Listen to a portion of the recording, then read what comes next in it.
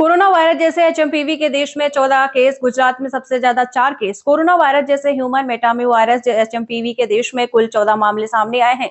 सबसे ज्यादा 4 मामले गुजरात में हैं। शुक्रवार को राजस्थान और गुजरात में एक-एक केस मिला है। असम में सामने आए थे मामले के बाद देश में ह्यूमन मेटाम्यूमो वायरस के कुल 15 केस हो गए हैं। सबसे ज्यादा 4 मामले गुजरात में हैं। शुक्रवार को राजस्थान और गुजरात में एक-एक केस मिला था। इससे पहले गुरुवार को 3 केस सामने आए थे।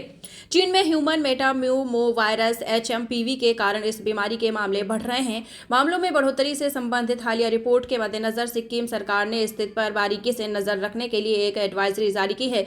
सिक्किम चीन के साथ लगभग 200 किलोमीटर लंबी सीमा साझा करता है, क्योंकि ये उत्तर और पूर्वोत्तर में तिब्बत स्वायत्त क्षेत्र से घिरा हुआ है।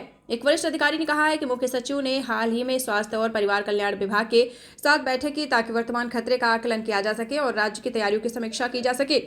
अधिकारी ने कहा है कि बैठक में वायरस के विभिन्न पहलुओं और इसके संक्रमण के तरीके के साथ साथ इसके संक्रमण की चपेट में आने पर कोई होने वाले लक्षणों पर बात की गई है।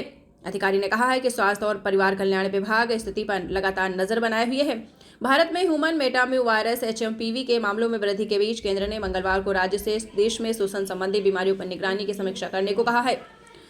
आपको बताते चलें, लगातार बैठक की अध्यक्षता करते हुए राज्यों की इन्फ्लुएंजा जैसी बीमारियों और गंभीर तीव्र श्वसन संक्रमण निगरानी को मजबूत करना चाहिए। तो आपको बता दें, लगातार इसके लिए जो घर में आपके बच्चे हैं या बुजुर्ग हैं, उनका विशेष ध्यान रखने की आवश्यकता है, क्योंकि ये जो नया वायरस आया है ये बच्चों को ज़्यादा प्रभावित करता है। बच्चों को इससे ज़्यादा खतरा बना रहता है।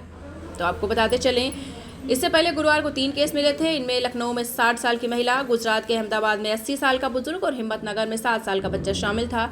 पहला केस आया था 6 जनवरी।